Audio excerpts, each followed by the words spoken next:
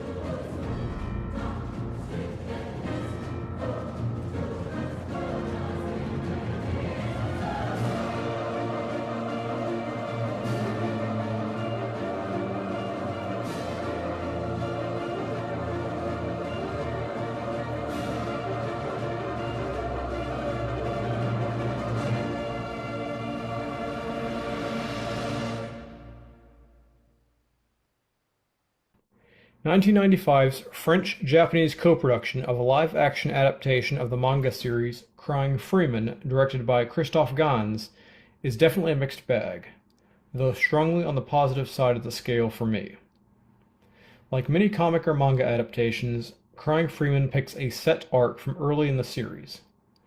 Typically, this would give us a good introduction to the main character and a solid story, while leaving open potential for sequels.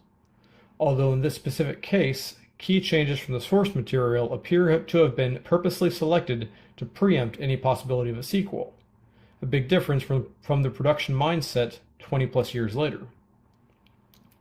This was Christophe Gans' first feature film direction project, although he had previously contributed a segment to the Brian Yuzna anthology, The Necronomicon, and this film was also produced in part by Yuzna's company, in addition to Toei Films, the owner of the anime, and several other companies.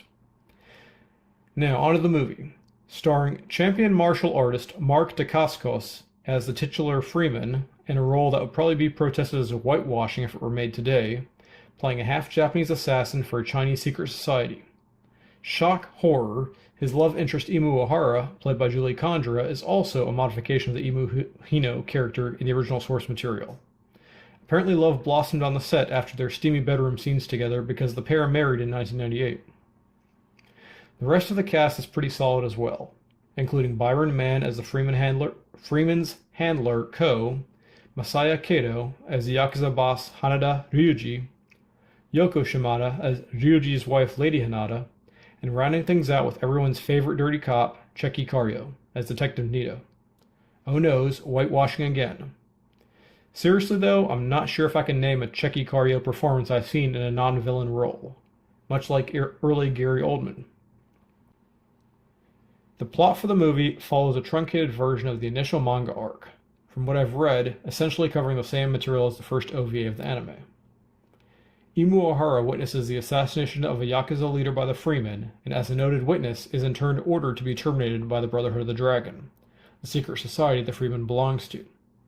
He can't bring himself to kill her, and they fall in love instead, hoping to escape into anonymity. But after losing two more leaders to the Freeman and the Brotherhood of the Dragon, the Yakuza are out for blood, and the Freeman may not have any choice in the matter. Now, I have no dog in this fight. Some reviews say this is a pretty bad adaptation of the anime, or at least compares very unfavorably.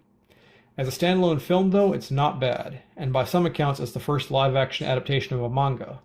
But that might be limited to English language adaptations, as there were already two live-action Cantonese adaptations of Crying Freeman alone prior to this film. This was Gans and Dacascos' first collaboration, 6 years or so prior to their hit Le Pacte de Loup, The Brotherhood of the Wolf. You can definitely see a progression between the films, particularly in the filming style and the quality of the action photography. While there are a number of good shots and some excellent action scenes in Crying Freeman, the overall fight choreography is not nearly as developed throughout the film. Dacascos' physical presence and abilities does a lot to make up some of the gap, though. So on to the DVD. There are quite a few versions available, although the US DVD appears to be out of print. More on that in a second. I have the limited edition French 2-disc Region 2 DVD release. Looks as though the same version is still available, but with different packaging. It's an excellent DVD version overall, great audio and video, although I believe several of the main characters were redubbed in the English language release to adjust accents, which is still the primary language version for the film itself. There are quite a few special features, and several of the clips are in English, due to language limitations of the crew members, but most are all in French. The feature itself has French subtitles, and depending on the player you use, they may or may not be removable.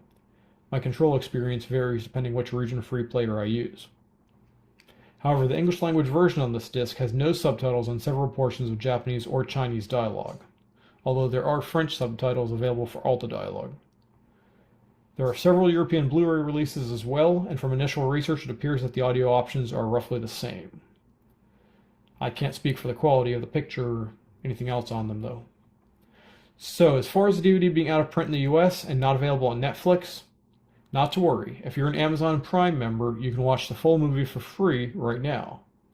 Probably better to check it out sooner rather than later in case it rotates out. Bottom line, this is an entertaining European-Japanese action flick that should have gotten a theatrical release stateside.